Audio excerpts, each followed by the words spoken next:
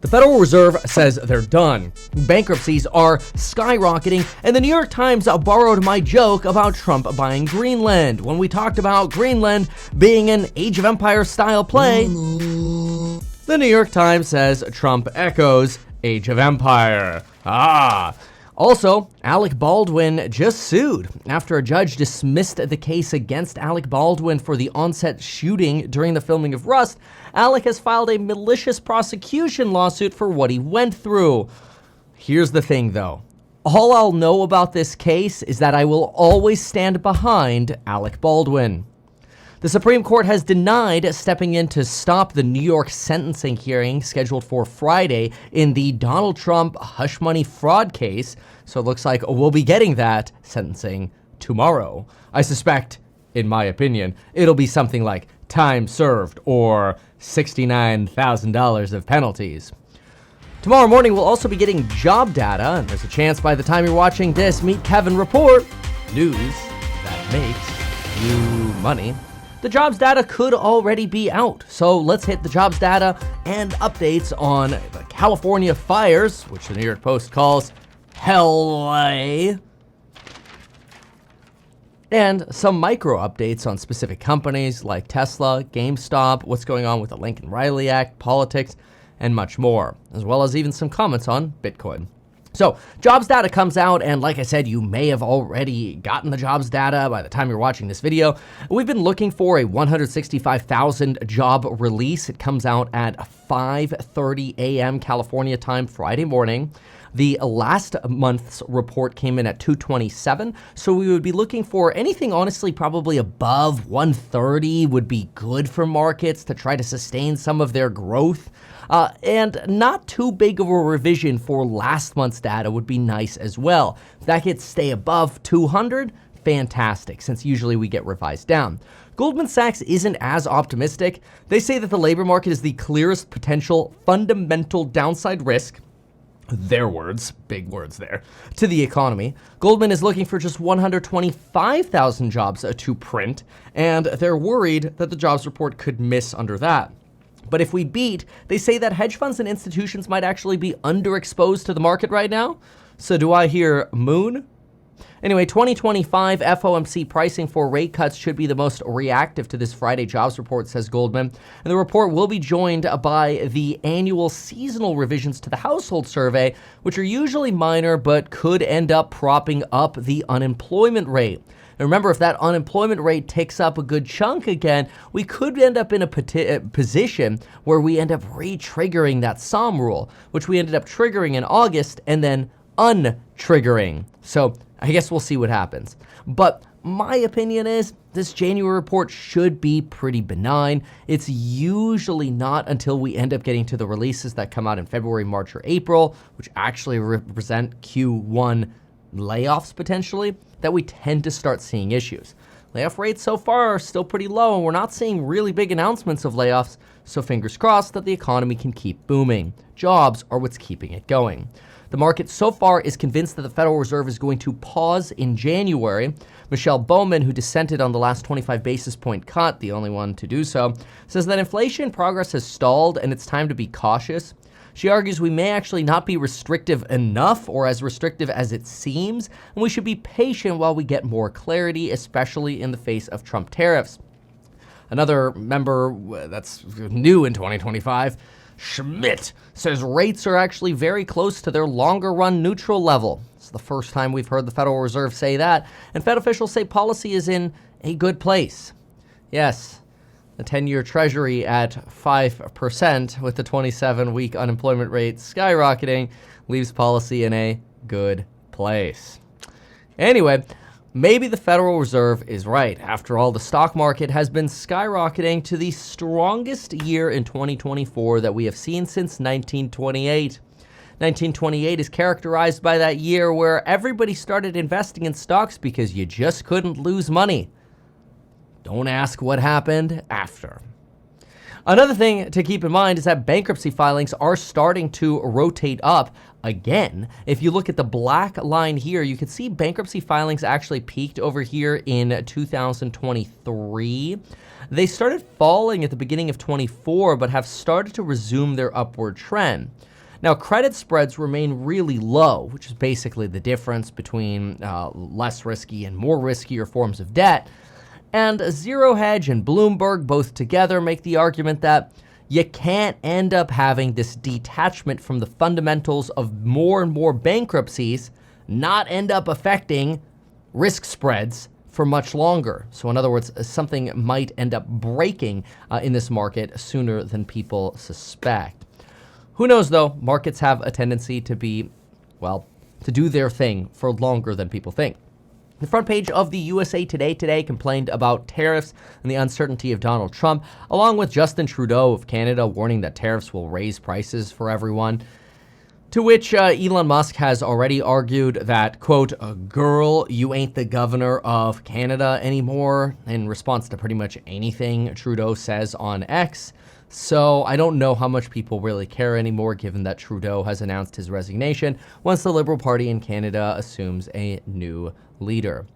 Bloomberg Intelligence notes that U.S. stocks have traded at a record premium compared to the rest of the world and still sit at that record premium.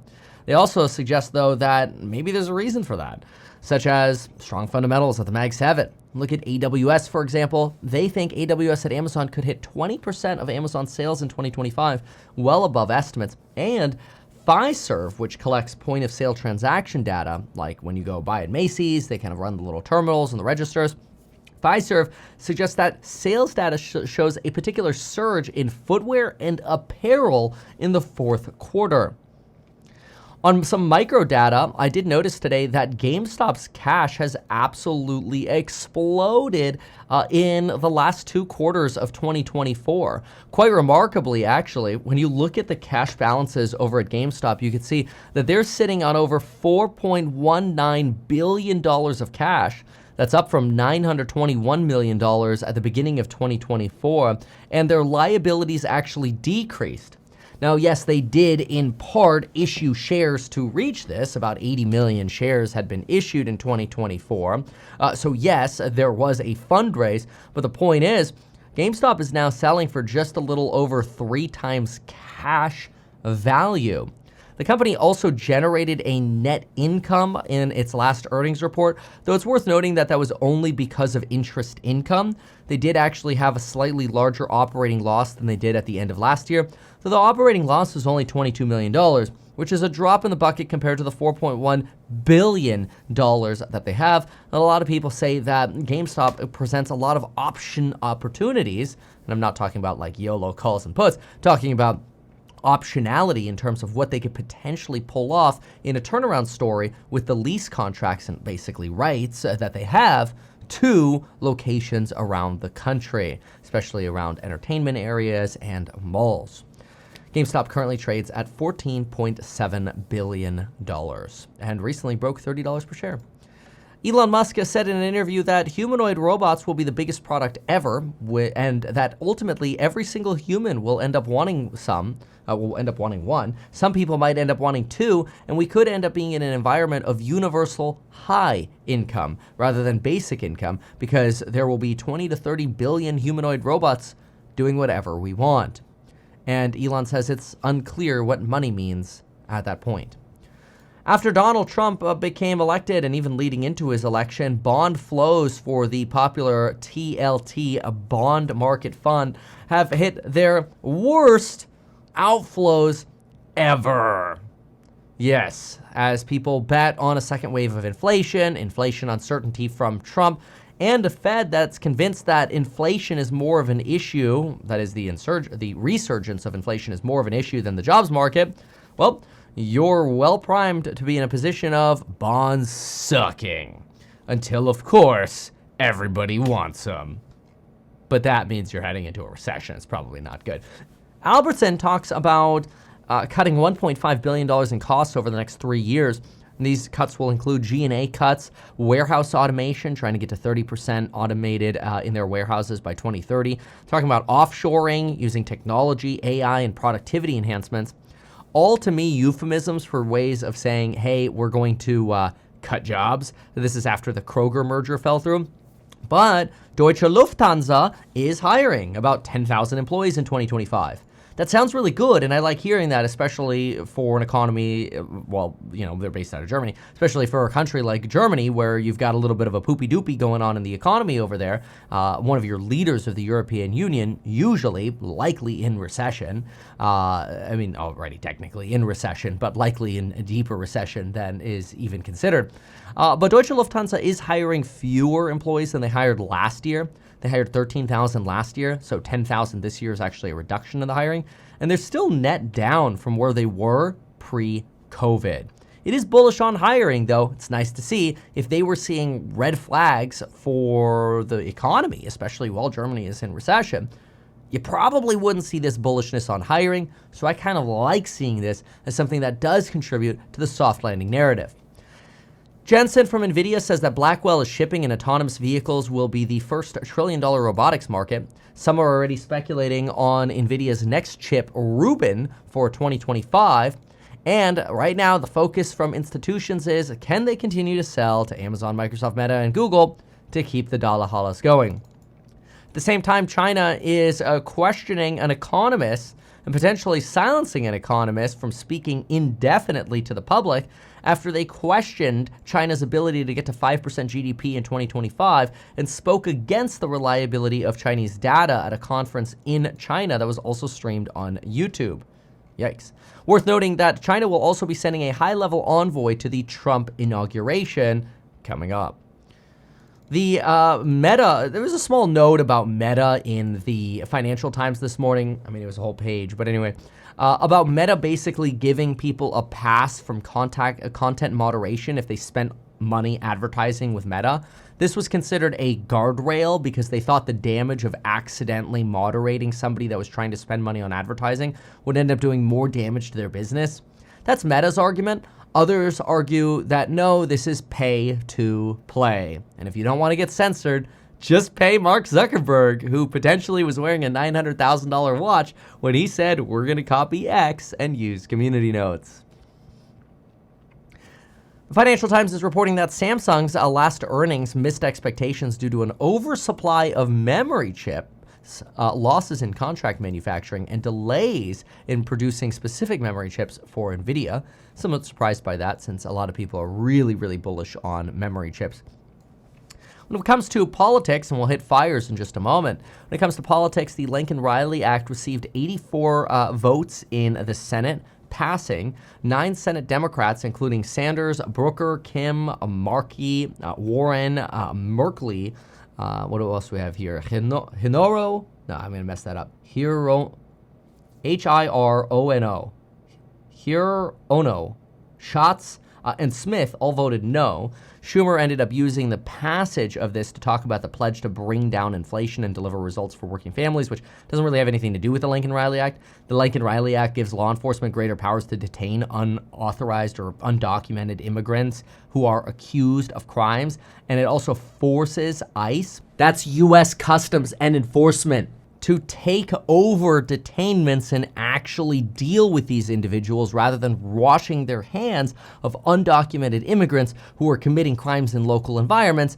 And ICE simply says, nah, man, that's not our problem, that's your problem. The Lanken Riley Act is designed to solve that, given the immigrant killing of Lanken Riley, hence the naming of the act. Now, I looked at the X profiles for people like Warren and Sanders, and I couldn't find a post, or even though they were posting about other things, I couldn't find a reason why they voted no against this act. Seems a little weird, especially since it slam dunked through the House and it just slam dunked through the Senate. Well, Mexico will also now enable a panic application or a notification system for those fearing deportation under Donald Trump to let Mexican officials and their relatives know, that is the relatives of those panicking, that they are potentially being deported. Sheinbaum views migrants as heroes and says she will not leave them behind. At the same time, Donald Trump slams Jimmy Carter for giving the Panama Canal away despite the United States' help in building it, and suggests that China now runs it and it's time for America to start controlling the Panama Canal again, rather than China being able to control it. Now, technically, it's controlled by Panama, but Donald Trump says that China is effectively in control. Now, it is interesting because he argues that Reagan beat Jimmy Carter in the 1980 presidential election because Carter gave away the Panama Canal. There were many more reasons for this, but it is worth noting that Reagan ended up beating Carter in a landslide in 1980, 489 electoral votes for Reagan to just 49 for Carter. Carter had attacked Reagan as too old and as somebody who couldn't be trusted with the nuclear codes, and Carter was 13 years younger at the time, but still lost. Now, when it comes to California fires, there's a lot here, so let's hit it. All LA Unified schools and offices will be closed tomorrow. Winds picked up again late Thursday, leading to not just the Sunset Fire yesterday, which some people suspect may have been caused by arson, which would be terrible because it really devastated Hollywood yesterday, but multiple new brush fires also took place today, including the West Hills fire this afternoon. Costs of the fire are now expected to surpass $20 billion per JP Morgan, though the Wall Street Journal and Morgan Stanley claim that these costs could actually exceed $50 to $57 billion, which would represent about 0.2% of our country's annual gross domestic product. Joe Rogan says California has spent $24 billion on homeless prevention last year versus what for fires. His guest didn't really have any clue when it came to numbers, at least in the clip that's virally circulating. But it is worth noting that, look, California has massive problems. That's why I ran against Gavin Newsom for governor. But Joe Rogan, the number is wrong. California spent $24 billion on homelessness since 2019. Now, that's still very bad, but it's different than Joe Rogan saying, oh, California spent $24 billion on homelessness last year. It works out to about $4.8 billion that California is spending on homelessness per year since 2019. And look, they haven't actually gotten that far in progress, and I would argue they've actually potentially made things worse. And this is in part why you're seeing people like Chamath Palihapitiya, the SPAC king, demanding a recall of Gavin Newsom for the mismanagement of this fire in Los Angeles. But, just so you could hear it yourself, and then we'll go through what the actual fire department budget is for the Los Angeles Fire Department and the state of California. Listen to Joe Rogan yourself. About the wildfire situation and how crazy it is that they spent $24 billion last year on the homeless. Yeah. And what did they spend on preventing these wildfires? Zero. Zip. And in 2000. Okay, it's also not true that they spent zip, but I get what they're going with this, okay? Yes, California spends a disproportionate amount of money on homelessness and less on fires. They spend about $6 on homelessness for every dollar they spend on fires. Cal Fire's budget last year was about $770 million. That's the state version. Los Angeles spent about $900 million last year. So even if you combine those, it's still a fraction of what California is spending on homelessness. So I agree with both of them on the sentiment. Like, California sucks, and they don't know how to solve homelessness. They fail at spending money on homelessness. They squander the money that they collect from insane taxes in California. It's why I ran for governor in California on the premise of removing taxes for those making under $250,000, but it's because the government just spends so much on wasteful things that could just be cut. And if you properly allocate it to schools and fire and new tax revenues from things like gambling by letting people have a choice in doing what they want, you'd have even more money to solve other issues like your mental health crisis, which could circle back and solve your homeless crisis. But nobody actually wants to use logic here, and that is what it is. Hopefully the winds will die down tomorrow, and it really can't come soon enough because there's still a lot of pain with these fires that are still spreading. We're still at 0% containment. There are reports of law enforcement stopping potentially private water trucks from circulating through neighborhoods, specifically from Ross Gerber. Before I get into day 3 of firefighting, we need some help getting private water trucks into the Palisades. The police are literally stopping water trucks. This is on Gavin Newsom. Now, there are a lot of reports that even those who lean left are really pissed off at Gavin Newsom. And it's accelerated by the fact that you kind of had Gavin Newsom get I'd say a little bit ambushed almost. I was really surprised Gavin Newsom's security detail didn't stop this. Who knows, maybe it was planned. But you have this person just bolt right up to him. That was my and it just doesn't look good. Please tell me what you're going to do. I'm not going to hurt him, I promise. I'm literally talking to the president right now to specifically answer the question of what we can do for you and your daughter. Can I hear it? Can I hear your call? Because I can't- it don't doesn't- believe it. I'm sorry. There's literally, I've tried 5 times. That's why I'm walking around to make the Why call. is So he just said, I'm literally talking to the president right now, which first of all, I don't believe that you're actually talking to Joe Biden on the phone. And then when the lady's like, yeah, can you show me? Because I don't believe you. Oh, I actually don't have service right now. That's why I'm walking around. Nice.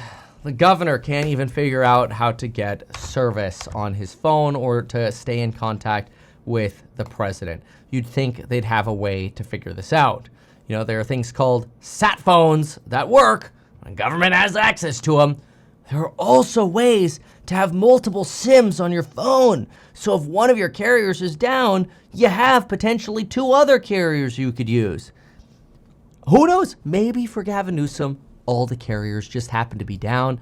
And this is just a stroke of bad luck for Gavin Newsom. But honestly, there's finally something I agree with Chomspack on, which is Gavin Newsom has got to go. There are now a lot of reports also of looting, potentially 20 looters being apprehended for basically after people evacuate. People are running in trying to steal from empty houses. There are also videos circulating where people are like, oh my gosh, look, there are looters on video, on camera, walking out of houses with things. I think it's a little hard to say that people are casually walking out of homes with things and that they're looting. It is entirely possible that these people actually live here. So, you know, I do worry that these are just normal people trying to save whatever possessions they can. But of course, social media says, oh, they're black, that's it, they're looters. So I think it's important not to rush to judgment. However, there are looters, and looting is a problem. So there have been 20 looters that have been captured. We don't have the identity of those looters yet. It's also worth noting that the devastation is pretty bad in California when it comes to what the Pacific Palisades look like. And it's all sort of, I hate to use this reference, but people are adding fuel to the fire by reiterating the discussion we had yesterday about the DEI problems at the LA Fire Department.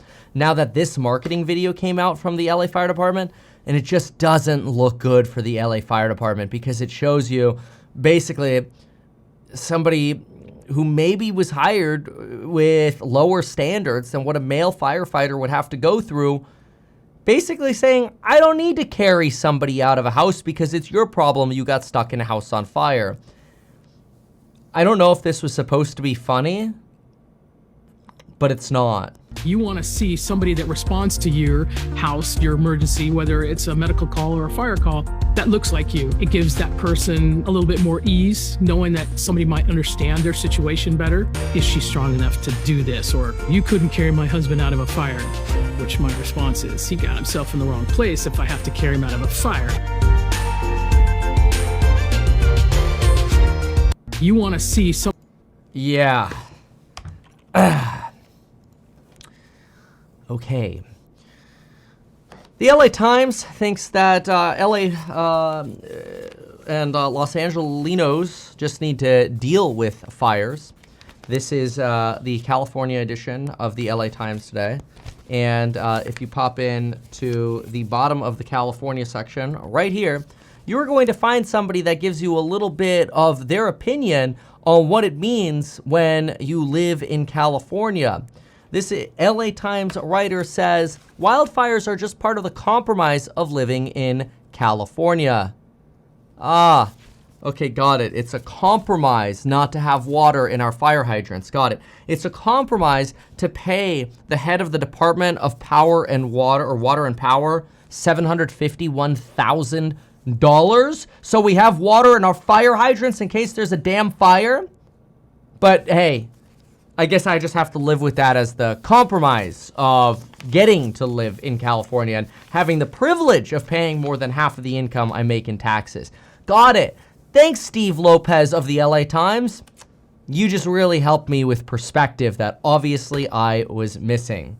Which I guess does bring up the Department of Water and Power, Janice Quinones, was given a $751,000 salary, which is 72% more than the person who was previously the head of the department, who retired before her, to run the Department of Water and Power. Some people say because she's a minority. Other people say because no. The Department of Water and Power just needs to be able to attract private sector talent, and we weren't going to attract her unless we paid her almost a $750,000 salary. Right. Smells like corruption. Of course, she was at a press conference and very professionally told us that we couldn't fill the tanks fast enough, that water consumption was faster than we could fill the tanks that basically load up the fire hydrants with water and water pressure, and there were 3 periods of time that water failed. We tried to keep bringing the water up to higher altitudes, but we were not able to do that above the Brentwood area. The east side, the lower side, was still functioning very well, but there were various periods of time where, unfortunately, the fire hydrants just went dry. This is something that's happened before. We talked about this yesterday as well in the Thomas fire. We have known this. Oh, by the way, here's some drone footage. I was looking for this. We have known that higher elevation areas suffer in fires because pumps fail and then there's no water pressure.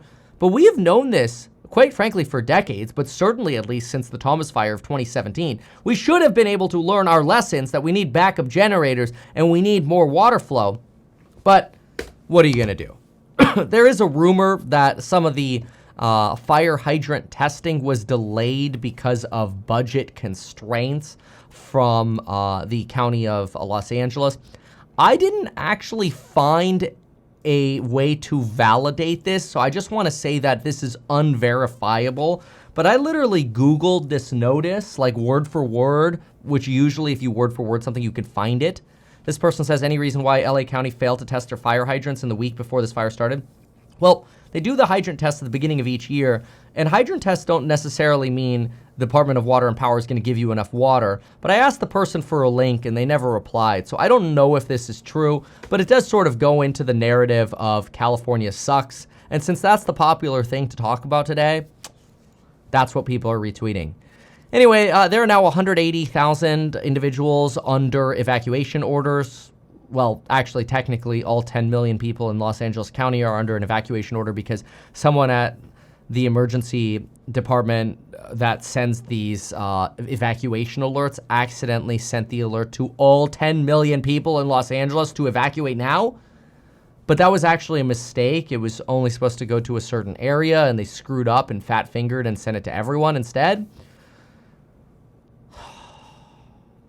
Anyway, you'd think somebody would like double check before these things get sent. But anyway, the good news is there is a basketball player who says that Bitcoin still has room to run and you shouldn't paper hand because the institutions are just trying to shake you out. And I always think it's important to see what people not in the financial industry are talking about when it comes to investing, just so you can kind of know where you are in timing of a bubble. Or in the timing of a bubble. But Scottie Pippen, Major League Basketball, actually, not Major League Baseball, basketball, says, hey, they want your Bitcoin. They want your crypto. Don't get shaken out. All right, see what the NBA thinks about that bear trap. On top of that, some people are talking about the Department of Justice now holding $6.5 billion of Bitcoin that was seized from the Silk Road. Some say there's a risk the Department of Justice will sell all of this at once. Donald Trump says he'll hold it in Treasury. If the Department of Justice actually sold all of that at once, it would absolutely crater the value of Bitcoin. But that would actually create a temporary buying opportunity because they would just for a short term destroy the order book. But anyway, MicroStrategy, it is true, has slowed its buying and issuance of debt. So therefore, they're buying a Bitcoin because their stock has slowed its advance. So that's going to be something to pay attention to, especially after the job numbers tomorrow. MicroStrategy right now sitting at about 331, down another about 2.5% in the pre-market as Bitcoin's down at 92.9. Tesla's up 1% in the after hours, and the futures for the NASDAQ are down about 56 basis points. Now for chaos theory, so a daily wealth discussion, which remember you can always sign up for the daily wealth email over at meetkevin.com, and a dad joke of the day. So chaos theory, this is an easy one. Pick something in your life, closet, car, office, kitchen, garage, garden, anything. Pick something for tomorrow in this case. Now pretend it tragically burned down. It's a terrible feeling. You know, fires burn us, literally, they burn us, they rob us of things, they sometimes rob us of life, which is absolutely terrible and devastating. It's a horrible thing. But after that fire passes, and after we assess what we've lost, we have to rebuild and put everything back together. And usually we rebuild better than we built the first time. This is human nature. If you're going to do it again, you're always going to make changes. And so what I recommend you do is you pretend you had a fire in one of these things and you had to take everything out, like you looted yourself, throw everything in a pile, and sort it all back in. The odds are you're going to donate or throw away half of the stuff that you have stored in any of the locations that I just mentioned, the garden, the garage, the closet, the kitchen, whatever. And you're going to sort it all back in much more cleanly. This is the principle of chaos theory. When you create chaos in your own life, you are actually in control of how you put it back together. This is used in negotiations as well, but that's really a topic for a different video. So therefore, I will leave you with a dad joke. Oh boy, the dad joke of the day.